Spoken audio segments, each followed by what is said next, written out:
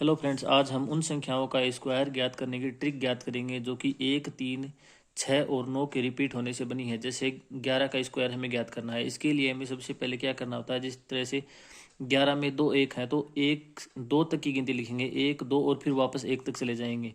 इसी तरह से अगर हमें 111 का स्क्वायर निकालना तो 111 में 3 एक होते हैं तो उन 3 तक की गिनती लिखेंगे, 1, 2 और 3, फिर वापस 1 तक चले जाएंगे, 2 और 1। इसी तरह से आपको 11,111 का स्क्वायर निकाल कर कमेंट करना है। इसी तरह से अगर हमें 33 का स्क्वायर निकालना है जो कि 3 के अंक के रिपीट होने से बनी संख्या है, तो हमें क्या करना है कि 3 का स्क्वायर लिखो, 0 और 9।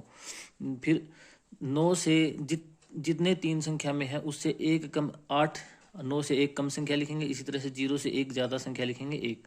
इसी तरह से अगर हमें 333 का स्क्वायर निकालना है तो हमें क्या करना है, 0 और 9 लिखना है जो कि 3 का स्क्वायर है।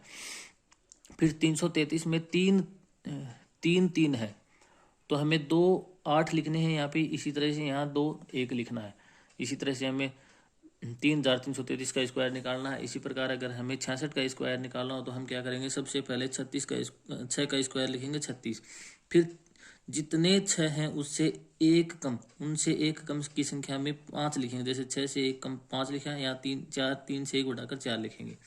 यहाँ जो अंक है उसके साथ में लिखेंगे कम करके, यहाँ जो अंक है 3 है उसके साथ बढ़ा करके। इसी तरह से 9 का स्क्वायर निकालना हो, 9 का स्क्वायर 81 होता है, तो हम क्या करेंगे कि जैसे यहाँ जो अंक लिखा है इससे एक कम लिखेंगे, 0, और यहाँ से एक बढ़ा कर लिखेंगे, 98। इसी तरह से आपको 999 का स्क्वायर निकालना है।